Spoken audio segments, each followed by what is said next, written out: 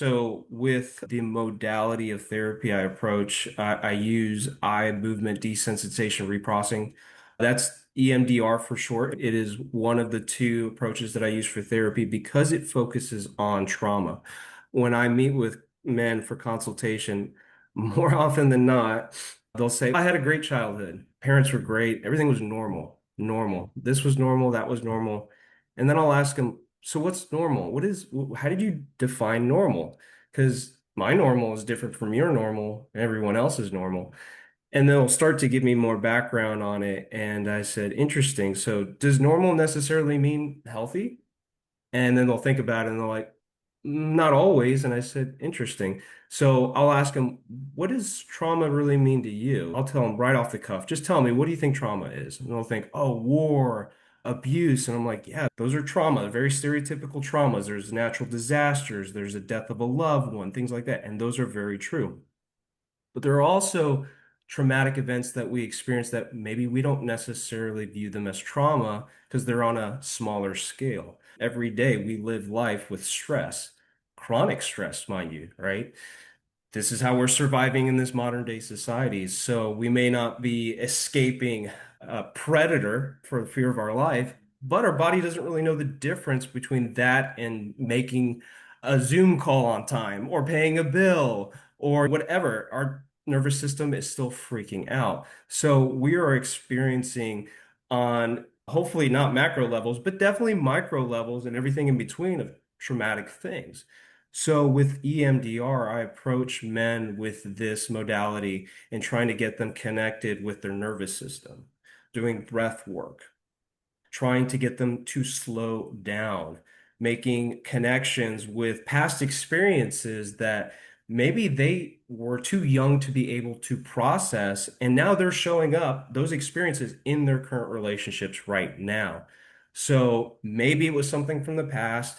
Maybe it's something that's currently happening right now, but if we're able to make those connections that hopefully lead to some clarity, and the best part, hopefully to lower their distress, then they're able to manage what they're going through right now. Yeah. Ideally, that's what we want, right? But I know in a lot of cases, God, I speak to many people just like you. That doesn't happen often, meaning the slowing down enough doesn't happen. Would you mind emphasizing the need for that, the importance of why we need to slow down so that we can pinpoint and identify when stress is affecting your body and how it's also affecting how you're showing up? Yes, I actually had a client, which this one was very interesting because the concept of slowing down was very uncomfortable for them. Just to give you a little bit of context, this person is a family man and has children and is very successful in his business role. And with getting to know this person, he came in for relationship problems with his wife and disconnect with his children. I started to introduce one of the first techniques of EMDR, which is calm place, safe place. And it requires you to slow down, do breath work, visualize, articulate your feelings, where you feel things in your body. And he wasn't the first one because it's like this with most men. They're like, this is ridiculous. I could do this on my own. I know what you're trying to say. So they're starting to get defensive and rationalize it. And I asked him, I said, so what are you feeling right now? And he says, I'm feeling uncomfortable. And I was like, interesting. What is that discomfort trying to tell you? And he had a hard time to articulate that. And I asked him, I said, do you ever do this or ever thought of doing something like this on your own where you just slow down and just listen to your body? And he's just, no, I've never done that before. And I said, so that's information right there. You're uncomfortable with just sitting with yourself, giving yourself that time. Just food for thought. Just sit with that. And so he did. And he never realized that was something that his body was literally trying to tell him he needed. But because he was there for everyone else and not there for himself, it was foreign for him.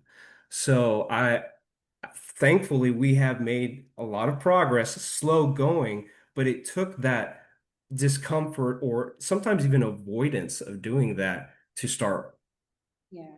Making the word slow down normalizing that and using it more? Do you believe that's how we can do it, and making use of the tools like breath work, mind body exercise, like things to slow down, yoga, tai chi gong? Do you think? Yes, absolutely. My clients will equate this to meditation.